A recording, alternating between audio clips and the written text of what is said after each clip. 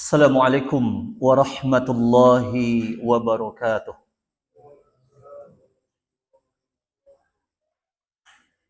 Innal hamdalillah nahmaduhu wa nasta'inuhu wa nastaghfiruh wa na'udzu billahi min shururi anfusina wa min sayyiati a'malina. May yahdihillahu fala mudilla lahu wa may yudlil fala hadiya lahu.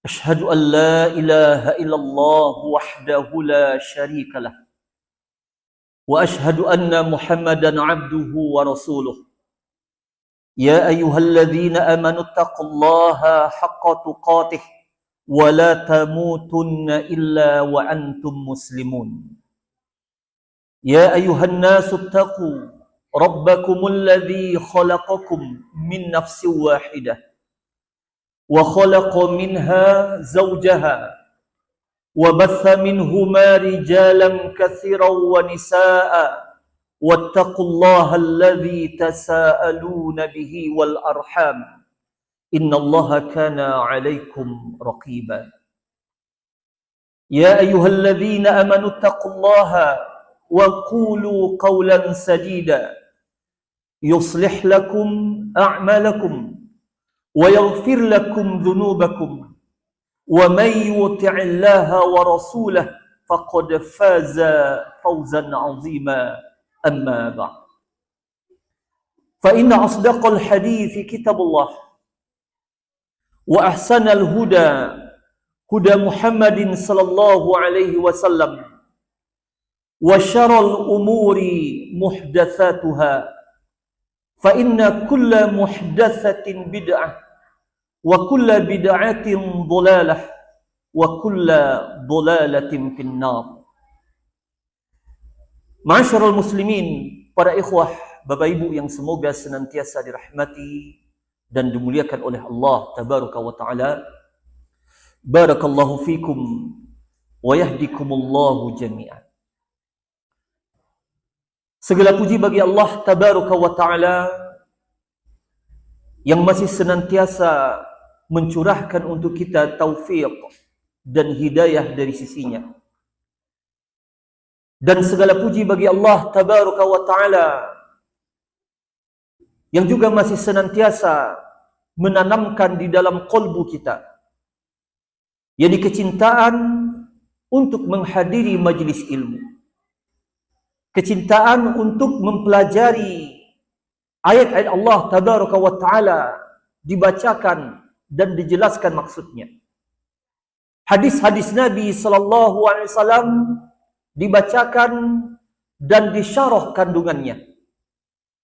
Maka segala puji bagi Allah tabaraka wa ta'ala yang masih menjadikan di dalam hati kita, yakni kecintaan dan kerinduan untuk senantiasa mempelajari agama Allah tabaraka wa ta'ala. Kemudian selawat dan salam semoga senantiasa tercurahkan selalu untuk Nabi kita yang mulia Muhammad sallallahu alaihi wasallam.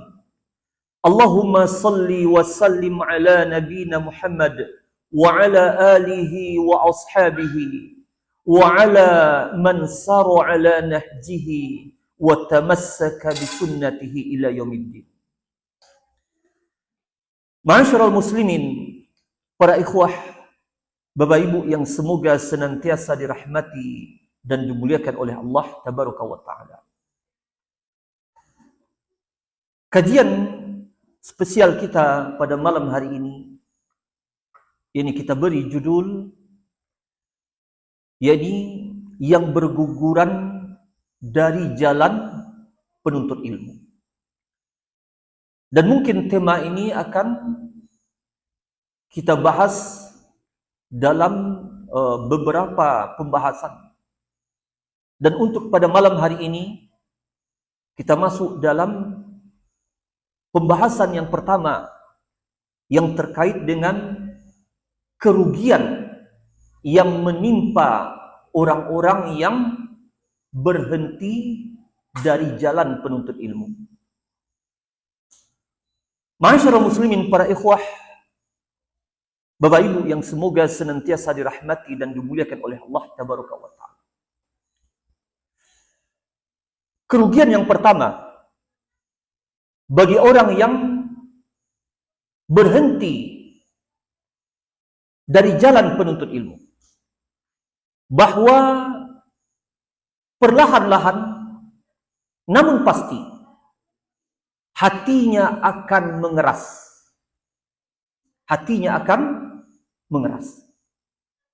Sehingga jadilah hati itu ini tidak lagi tersentuh oleh kebenaran. Dan tidak mampu lagi hati itu membedakan antara yang hak dan yang batil. Ini akibat hati yang semakin mengeras.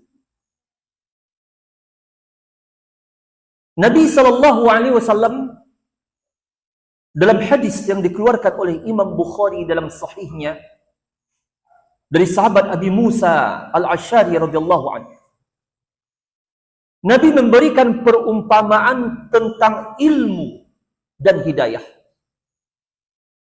bahwa dia diumpamakan bagaikan air hujan yang turun dari langit lalu menimpa bumi, tanah, dan tanah itu diumpamakan dengan qalbu. Nabi SAW bersabda, "Mathaluma ba'athani Allahu bihi minal huda wal ilmi."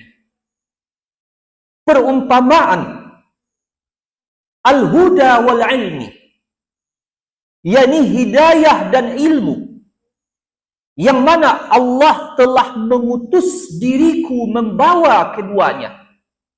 Itu membawa hidayah dan ilmu.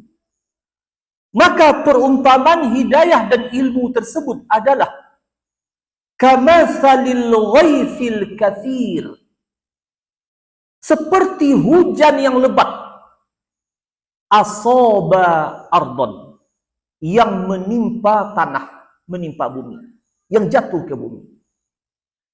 Fakana minha naqiyah qabilatil ma' fa'ambatatil kala'a wal 'ushbal katsir. Maka di antara bumi itu ada bumi yang suci, yang bersih, yang menyerap air.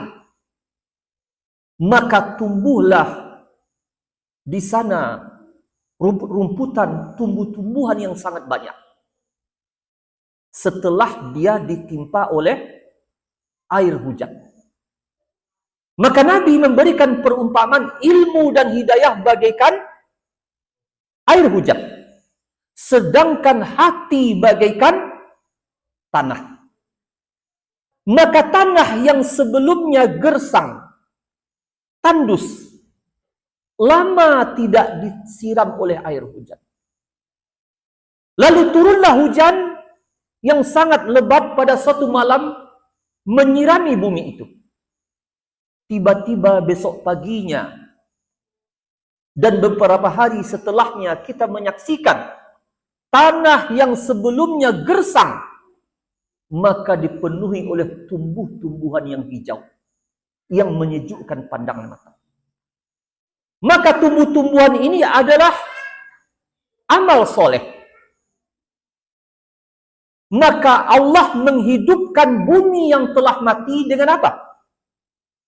Dengan air hujan. Maka begitu pula qalbu yang gersang, hati yang telah mati, dengan izin Allah, maka hiduplah dia tatkala sampai kepadanya ilmu dan hidayah.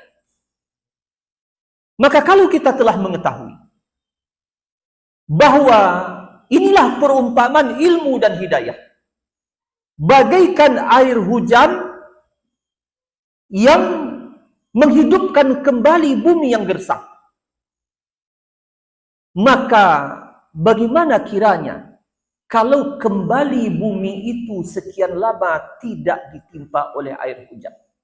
Mulailah dia kembali gersang. Tumbuhan yang sebelumnya hijau mulai mengering dan layu, lalu mati dan habis diterbangkan angin. Maka begitulah kolbu manusia yang sebelumnya alangkah mudahnya tersentuh oleh kebenaran. Yang sebelumnya alangkah lembutnya hati tersebut. Bahkan mungkin ketika dibacakan ayat-ayat Allah, maka seseorang akan meneteskan air mata karena lembutnya hatinya.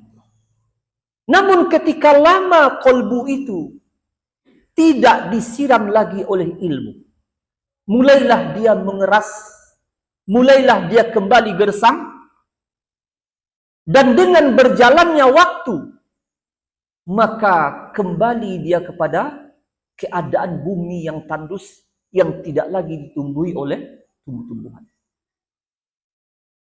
Maka kalau seseorang berhenti dari jalan sebagai penuntut ilmu, maka inilah kemungkinan yang akan terjadi kepadanya.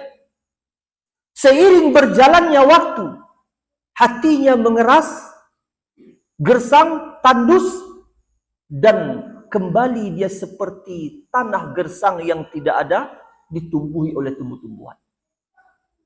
Dan Allah Subhanahu wa taala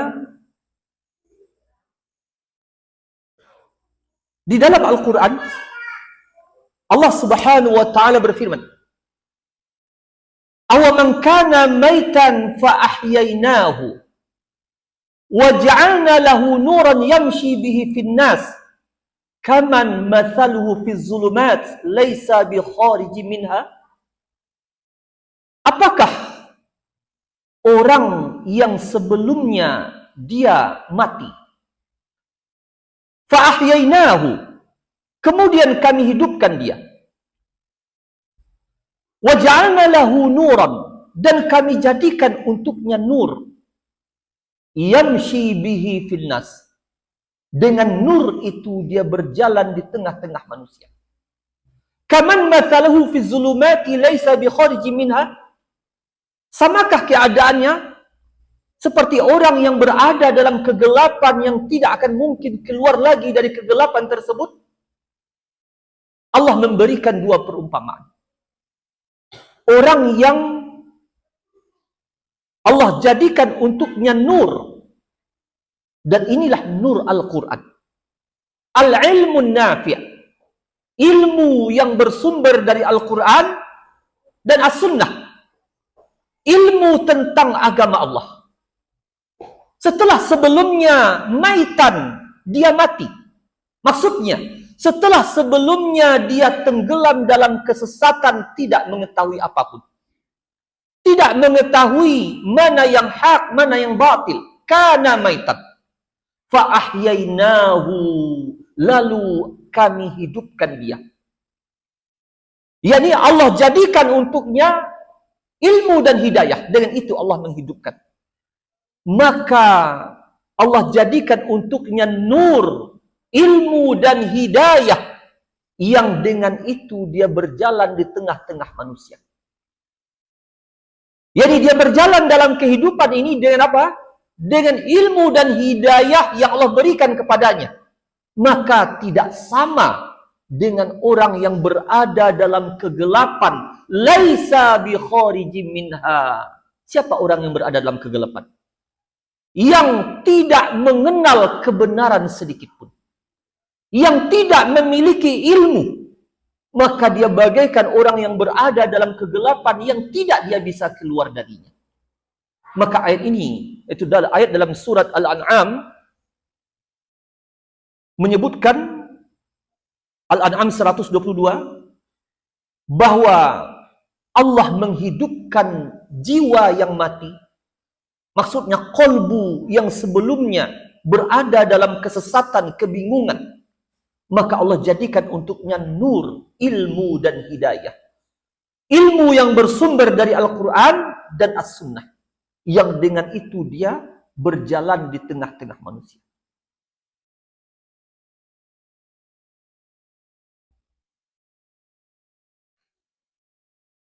Berkata Ibnu Abbas radhiyallahu anhuma, sebagaimana disebutkan dalam tafsir At-Tabari, ketika menjelaskan ayat ini, menafsirkan tentang makna nur, yakni bin nuril Quran, yaitu dengan nur Al-Quran. Maka ayat 122 surat Al-An'am yang kita bacakan tadi, waj'alna lahu nuran, kami jadikan untuknya nur, dalam tafsir Ibnu Abbas yakni bin nuril Quran, kami jadikan untuknya nur yakni Al-Quran ini. Artinya apa? Dia adalah orang yang memiliki ilmu tentang Al-Quran, dan itu diumpamakan dengan nur yang dengannya dia berjalan di tengah-tengah manusia. Dan juga Allah Subhanahu wa taala dalam surat Az-Zumar ayat 22, Allah taala berfirman, afaman syarahallahu sadrahu lil Islam fahuwa ala nurin min rabbih fawailul lil qasiyati qulubuhum min dzikrillah ulaika fi dhalalim mubin. Maka apakah orang yang Allah melapangkan dadanya untuk Islam? Yakni maknanya Allah lapangkan dadanya untuk Islam, fattasa'a litalaqi ahkamillah wal amali biha. Maka menjadi lapanglah dada itu untuk menerima hukum-hukum agama Allah dan untuk beramal dengan hukum-hukum agama Allah. Ini yang ditafsirkan oleh Syekh Abdurrahman bin Nasir As-Sa'di dalam tafsirnya. Yakni afaman syarahallahu sadrahu lil Islam fahuwa ala nurin min rabbih. Apakah orang yang Allah lapangkan dadanya untuk Islam?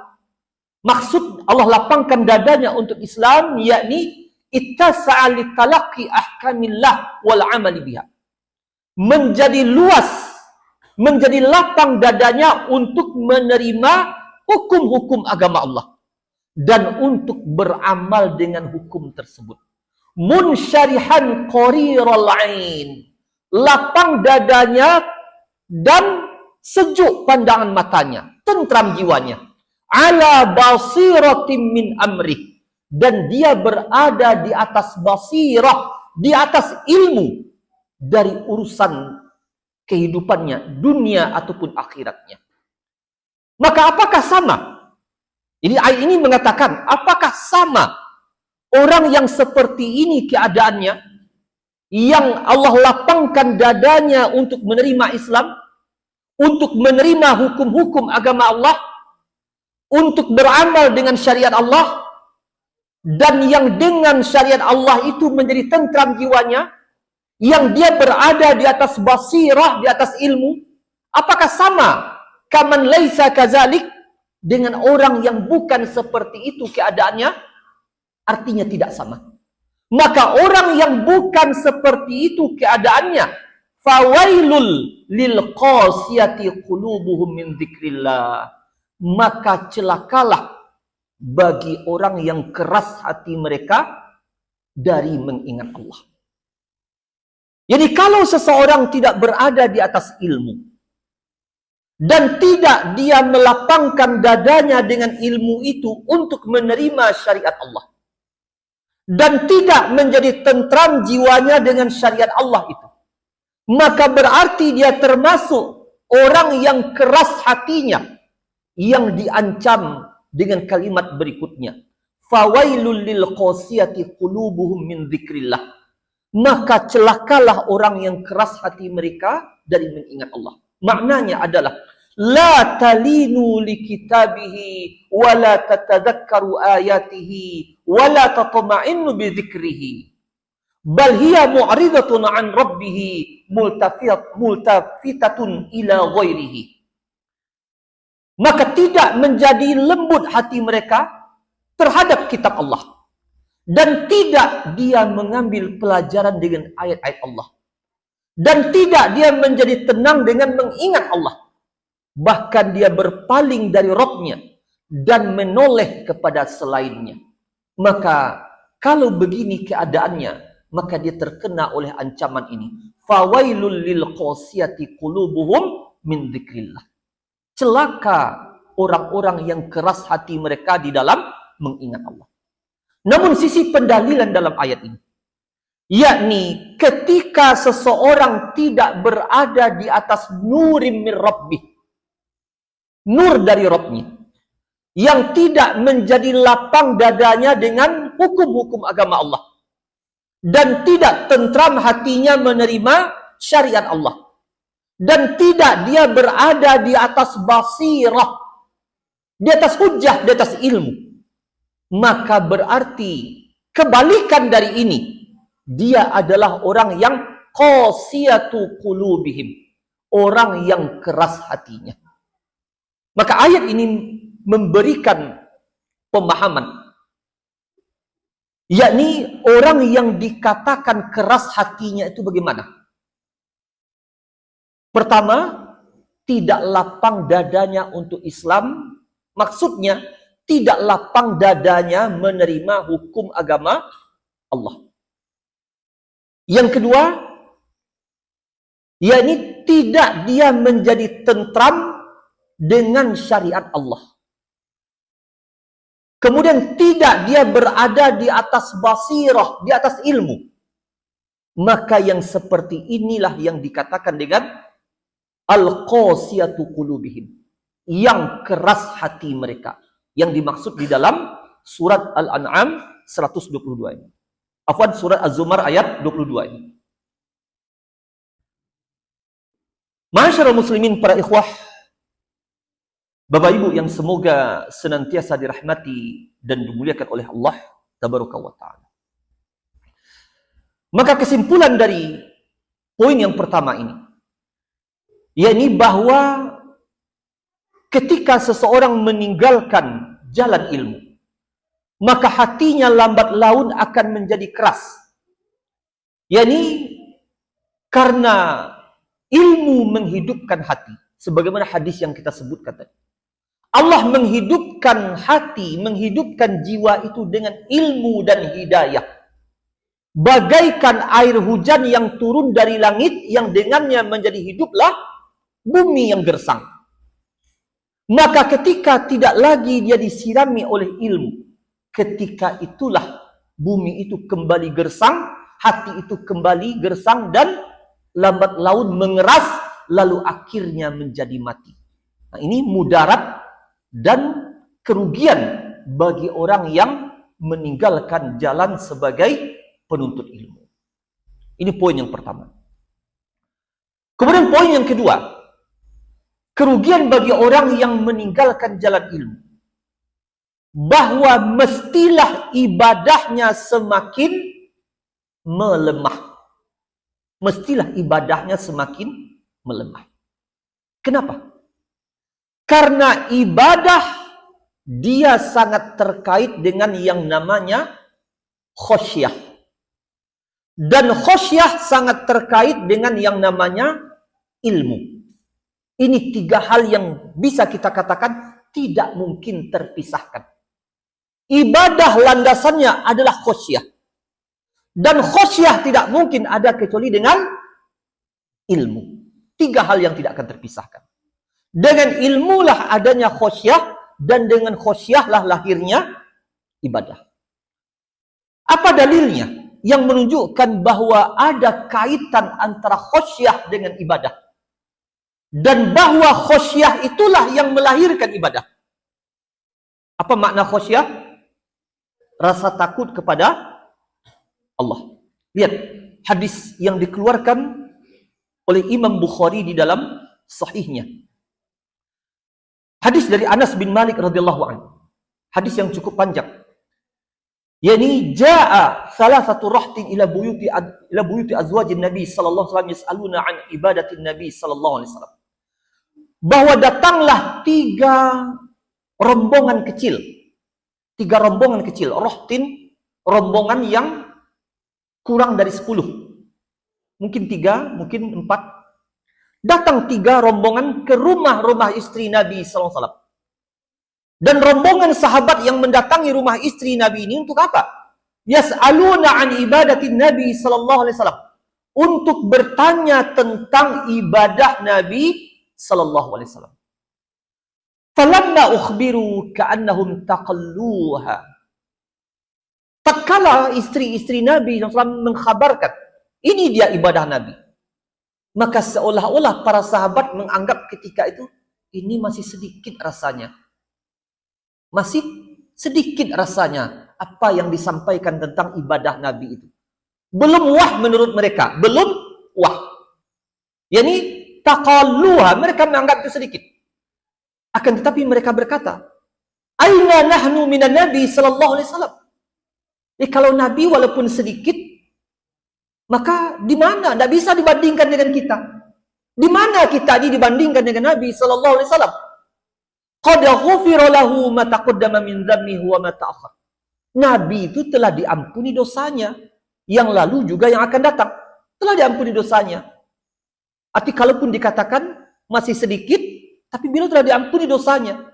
Yang seorang lagi mengatakan, kalau begitu, kata mereka, ama ana fa inni usalliyal laila abada. Adapun saya akan solat sepanjang malam. Walaupun Nabi ada tidur, tapi saya enggak. Saya solat sepanjang malam, enggak tidur-tidur.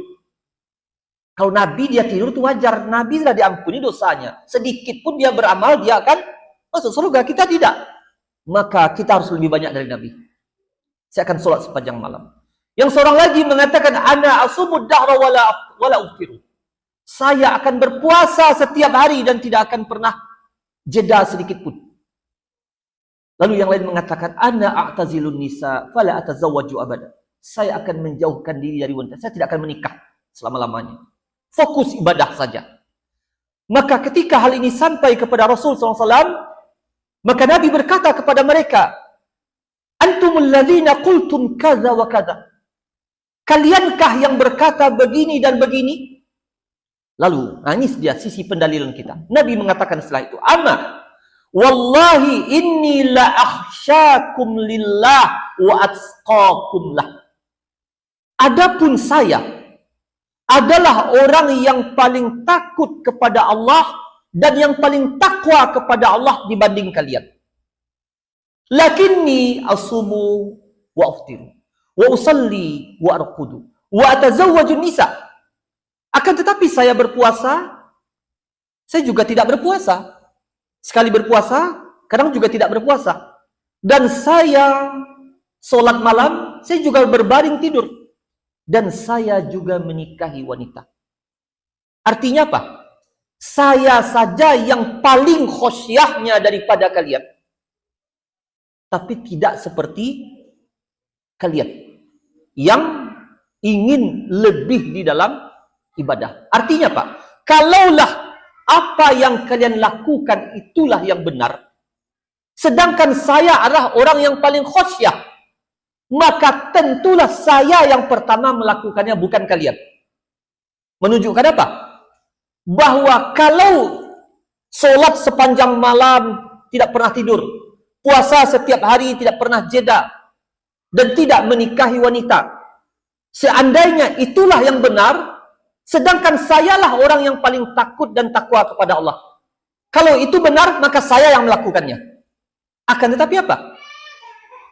Saya tidak melakukannya, padahal saya orang yang paling takut kepada Allah. Di sini menunjukkan apa? Bahwa khosyah itu sangat terkait dia dengan ibadah. Kalaulah seseorang memiliki khosyah, maka mesti lahir ibadah. Contohnya, kita berusaha menegakkan solat 5 waktu, melakukan puasa Ramadan. Bukankah landasannya karena kita khosyah, takut kepada Allah? Ya tidak? Seandainya bukan karena takut kepada Allah, niscaya kita akan meninggalkan solat subuh. Niscaya kita akan meninggalkan solat zuhur karena kesibukan di ladang. Biar aja lah, sesekali tinggal tidak ngapa. Kenapa? Karena tidak ada khosyah. Apa yang membuat kita tidak mau, yakni meninggalkan puasa Ramadan? Enak makan di siang Ramadan. Tetapi apa? Yang menghalangi kita makan di siang Ramadan? Karena adanya khosyah. Karena kita takut kepada Allah. Maka khosyah ini terkait dengan ibadah. Dan khosyah itu tidak akan ada kecuali dengan ilmu. Ini dia kaitannya. Artinya apa? Ketika ilmu tidak ada pada seseorang, atau minim pada seseorang, maka dia akan berdampak pula kepada khosyah. Dan ketika itu berdampak pula kepada ibadah. Apa dalil khosyah itu terkait dengan ilmu? Ini firman Allah Ta'ala dalam surat Fatir ayat 28. Innama yakhshallaha min ibadihil ulama. Sesungguhnya yang khosyah kepada Allah dari kalangan para hambanya adalah orang yang berilmu. Ini kaitan antara khosyah dengan ilmu. Artinya kalau tidak ada ilmu, maka mutlak pula tidak ada khosyah. Contohnya, kita contohkan misalnya orang suku pedalaman. Kalau kita ingin bilang 0% ilmunya tentang agama, apakah ada khosyah baginya ketika dia mau makan babi, saya takut sama Allah? Tidak sholat, tidak puasa, tidak ada khosyahnya sedikit pun. Karena memang ilmunya juga nol. Maka khosyah tidak akan ada kecuali dengan ilmu. Dan ibadah tidak akan tegak kecuali dengan khosyah. Maka inilah bahaya meninggalkan majelis ilmu. Ketika ilmu itu semakin dilupakan.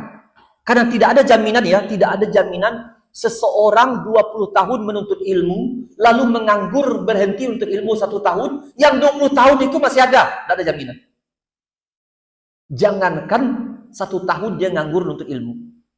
Mungkin 1 bulan saja, sudah ada beberapa persen ilmu yang 20 tahun dia pelajari kontinu itu yang mulai-mulai hilang dan lupa. Ini. Jadi artinya, ketika seseorang berhenti jadi penuntut ilmu, sebulan, 2 bulan, bahkan bertahun-tahun, maka ketika itu akan sangat berdampak kepada khosyah. Dan khosyah ini akan berdampak kepada ibadah. Apa nanti dampaknya kepada ibadah? Setelah setahun dia tidak menuntut ilmu, mulailah dia meremehkan solat berjamaah. Bahkan mulai dia tidak ada lagi solat berjamaah. Seiring dengan apa? Seiring dengan berhentinya dia menjadi penuntut ilmu. Berdampak kepada ibadah. Ini sesuatu realita yang tidak bisa dipungkiri karena terlalu banyak bukti tentang hal itu. Orang yang tatkala dia berhenti jadi penuntut ilmu, maka berdampak besar kepada ibadahnya. Atau kalau tidak, coba carikan bukti. Si fulan semenjak 2 tahun dia berhenti jadi penuntut ilmu, saya lihat semakin kuat ibadahnya kepada Allah. Mana buktinya? Tidak akan kita temukan. Karena teorinya tidak akan salah. Ilmu terkait dengan khosyah dan khosyah terkait dengan ibadah. Dan berkata Syekh Ahmad bin Abdurrahman bin Utsman Al-Qadi dalam kitab beliau Al-Ighathah fi Syarah Usul As-Salasah, ketika menjelaskan ayat innama yakhshallahu min ibadihil ulama, beliau mengatakan fa khasyatul ulama lillahi ta'ala mabniyatun ala ilmihim. Maka khosyahnya orang-orang yang berilmu kepada Allah dibangun di atas ilmu mereka. Dibangun di atas ilmu mereka. Maka berdasarkan kaidah pada poin yang kedua ini, yakni semakin seseorang berilmu tentang syariat Allah, maka idealnya semakin sempurna pula khosyah dan ibadahnya. Dan semakin jauh dia dari ilmu, semakin luntur pula khosyah tersebut, dan berarti konsekuensinya semakin luntur pula ibadah. Kemudian poin yang ketiga, yang dia merupakan kerugian dari orang-orang yang meninggalkan jalan ilmu. Setelah apa tadi? Poin yang pertama, kerasnya hati, kemudian semakin melemahnya ibadah. Kemudian poin yang ketiga adalah terhalangnya dia dari istiqomah. Bahkan terancam hilangnya istiqomah. Ma'asyiral muslimin, para ikhwah, Bapak Ibu yang semoga senantiasa dirahmati dan dimuliakan oleh Allah Tabaraka wa Ta'ala.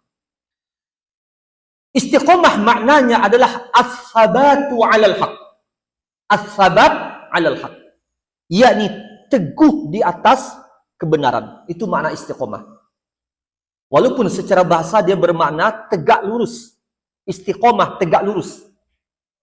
Dan orang yang istiqomah mustaqim, orang yang lurus. Maka istiqomah maknanya adalah as-sabatu 'alal haq. Kokoh teguh di atas kebenaran. Sedangkan al-haq la yu'rafu illa bil ilmi. Sedangkan kebenaran itu tidak dikenal, diketahui kecuali dengan ilmu. Maka wal istiqamatu la yumkinu an tathbuta biduni basirah.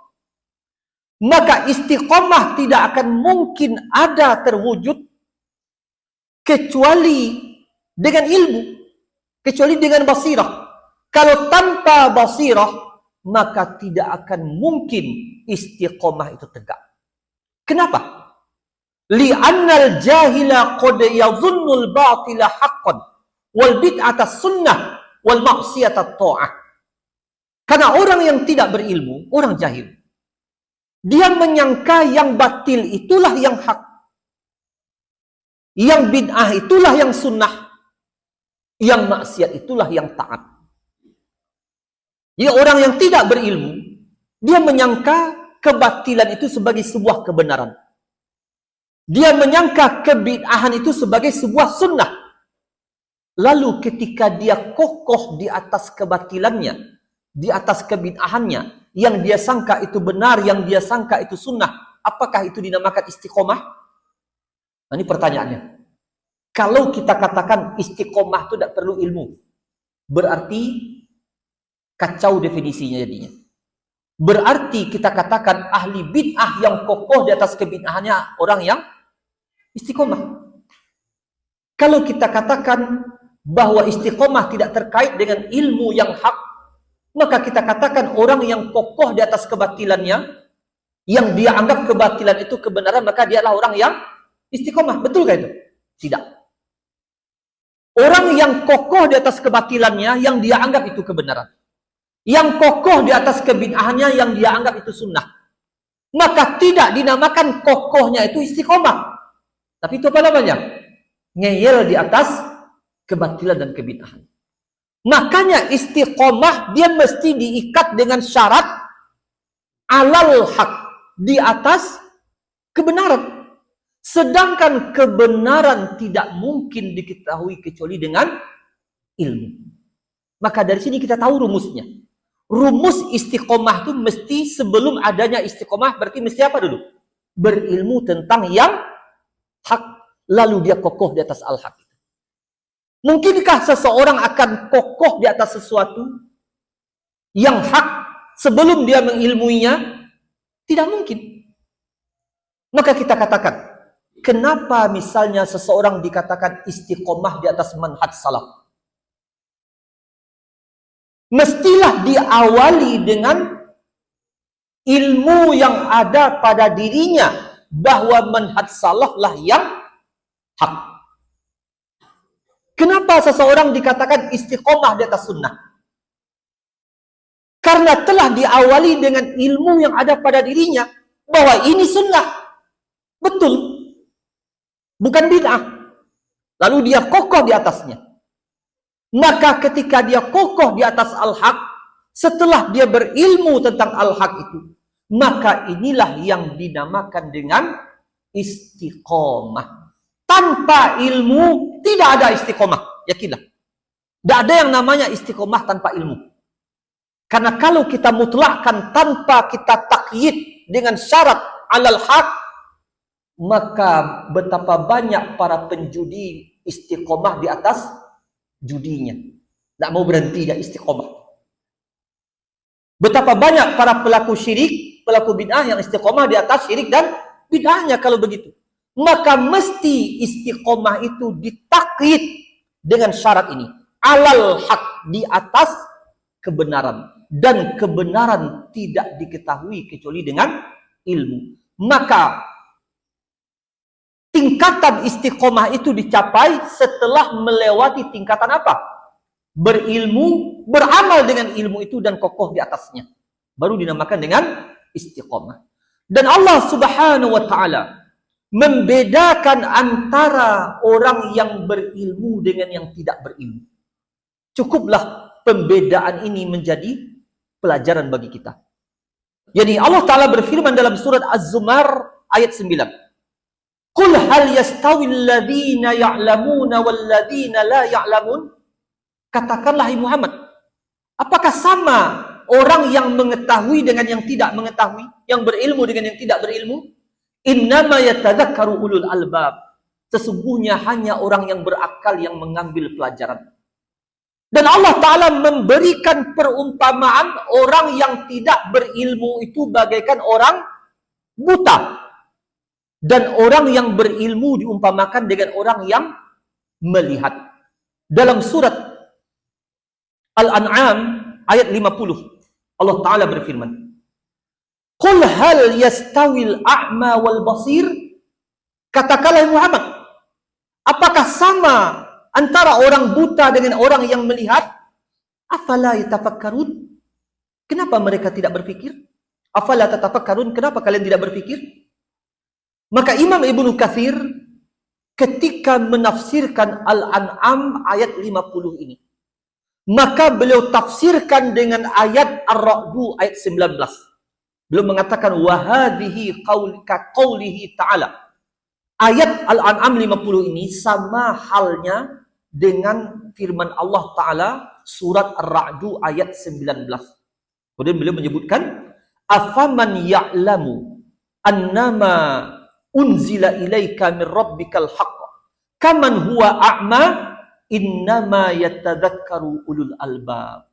Apakah orang yang mengetahui bahwa apa yang diturunkan kepada engkau dari Rabb engkau hai Muhammad adalah kebenaran, maka orang yang mengetahui samakah dia kaman huwa a'ma dengan orang yang buta? Tentu tidak sama. Artinya apa? Orang yang berilmu tentang apa yang Allah turunkan kepada Nabi-Nya sallallahu alaihi wasallam adalah sebuah kebenaran. Orang yang berilmu tentang itu, ini kebenaran. Yang dibawa Nabi kebenaran, dia berilmu tentang itu.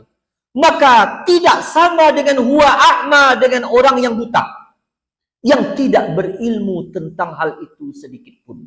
Dan lihat, kalau begini perumpamaan antara orang yang berilmu dengan yang tidak berilmu, antara orang yang melihat dengan orang yang buta, maka tentu saja akan sangat berpengaruh antara tidak adanya ilmu dengan istiqomah itu. Sangat berpengaruh. Dan di sini kita akan paham akhirnya makna surat Al-Mulk ayat 22. Al-Mulk 22 Allah Ta'ala berfirman, Afamay yamshi mukibban ala wajhihi. Apakah orang yang berjalan dalam keadaan tersungkur di atas wajahnya, kakinya ke atas, wajahnya ke bawah? Apakah orang yang seperti ini keadaan berjalannya? Ahda amma yamshi sawiyan ala siratim mustaqim. Dia lebih berada di atas petunjuk, lebih berada di atas kebenaran, ataukah orang yang berjalan tegak lurus di atas siratim mustaqim? Nah, ini pertanyaannya. Maka Imam Ibnu Jarir At-Tabari ketika menafsirkan kalimat ahda di sini, ahda, yakni asyaddu istiqamatan ala tariq, asyaddu ala istiqamatan ala tariq, Apakah dia lebih istiqomah di atas jalan kebenaran? Yakni berdasarkan penafsiran Imam At-Tabari ini, maka terjemahan ayat 22 surat Al-Mulk ini, afama yamshi mukibban ala wajhihi, apakah orang yang berjalan tersungkur di atas wajahnya, kakinya ke atas, wajahnya ke bawah, ahda, yakni asyaddu istiqamatan ala tariq, dia lebih sangat istiqomahnya di atas jalan kebenaran, ataukah orang yang berjalan tegak lurus di atas siratal mustaqim itulah yang istiqomah? Maka tentu jawabannya, orang yang berjalan tegak lurus inilah yang lebih dikatakan istiqomah. Tidak mungkin orang yang berjalan tersungkur, terjungkir wajahnya ke bawah, kakinya ke atas, dan dia tidak mengetahui mana kanan, mana kiri, mana depan, mana belakang, dan dia dalam keadaan buta pula dan tanpa tujuan pula. Jadi orang yang diumpamakan di sini, yamshi mukibban ala wajhihi, ada beberapa keadaan yang terjadi pada dirinya. Pertama, dia buta. Ini permisalan dari dia tidak memiliki ilmu, dia buta. Yang kedua, dia berjalan tersungkur, tidak tegak lurus. Dia berjalan dengan wajahnya yang ke bawah dan kaki ke atas. Dan yang ketiga, dia tidak berilmu tentang jalan yang dia tempuh. Dia tidak mengenal medan yang dia tempuh. Dia bagaikan orang yang berada di padang pasir yang luas, yang tidak mengetahui mana utara, mana selatan, mana timur, mana barat. Dan dia berjalan dalam keadaan seperti ini, tidak mengetahui mana jarak yang akan dia tempuh. Dan untuk apa dia berjalan? Maka tentu tidak sama keadaannya dengan orang yang berjalan tegak lurus di atas siratal mustaqim. Ini perumpamaan dari sisi istiqomah antara orang yang berjalan tanpa ilmu, yang dia adalah buta dan dalam keadaan tersungkur ke bawah, kaki ke atas, berjalan di atas wajahnya, yang tidak mengenal medan yang akan dia tempuh, yang dia melewati jalan-jalan yang tidak dilewati oleh manusia karena dia tidak mengenal jalan itu. Maka tentu tidak sama keadaannya dengan orang yang berada di atas ilmu, yang dia melihat dengan ilmunya dan dia mengenal medan yang akan dia tempuh dan dia memiliki tujuan untuk apa dia menempuh jalan itu. Maka tentu tidak sama keadaannya. Dan sebodoh-bodoh manusia yang dimaksudkan dalam ayat ini, dialah orang-orang kafir. Makanya para mufassir menjelaskan, inilah perbedaan antara seorang mukmin dengan orang kafir. Akan tetapi dari sisi kaitan antara istiqomah dengan ilmu, maka kita mendapatkan pelajaran dari ayat ini, bahwa seseorang yang tidak berilmu, lalu dia berjalan dalam kehidupan dunia ini, maka dia bagaikan orang buta, berjalan kaki ke atas, kepala ke bawah, menempuh medan yang tidak pernah dia kenal, tidak memiliki tujuan kemana dia menuju, kemana dia akan menempuh, dan dia pun melewati hal-hal jalan-jalan yang tidak pernah dilewati oleh manusia sehingga dia tersesat. Ini keadaan siapa? Keadaan orang yang tidak berilmu di dalam kehidupan dunia ini. Maka kita akan saksikan seperti itu. Kalau seseorang kaki ke atas, kepala ke bawah, lalu kita minta dia menilai sesuatu, bisakah dia memberikan penilaian yang benar? Tidak. Ini gambar tentang apa? Orang yang jauh dari ilmu, bagaikan orang yang kaki ke atas, kepala ke bawah, tidak bisa dia menilai di dunia ini. Maka ketika dia melihat kiri, sesungguhnya itu adalah kanan. Ketika dia melihat utara, sesungguhnya itu adalah barat. Dan begitu seterusnya. Maka ketika dia mengatakan itulah kebenaran, padahal itu adalah kebatilan. Atau dia mengatakan itulah kebatilan, padahal itu adalah kebenaran. Maka tidak mungkin orang yang seperti ini berada di atas jalan istiqamah. Ma'asyiral muslimin, para ikhwah, Bapak Ibu yang semoga senantiasa dirahmati dan dimuliakan oleh Allah Tabaraka wa Ta'ala. Insyaallah kita lanjutkan ba'da salat Isya. Wassallallahu ala nabiyyina Muhammad wa ala alihi washabbihi wasallam. Subhanakallahumma wa bihamdika asyhadu an la ilaha illa anta astaghfiruka wa atubu ilaik. Assalamualaikum warahmatullahi wabarakatuh.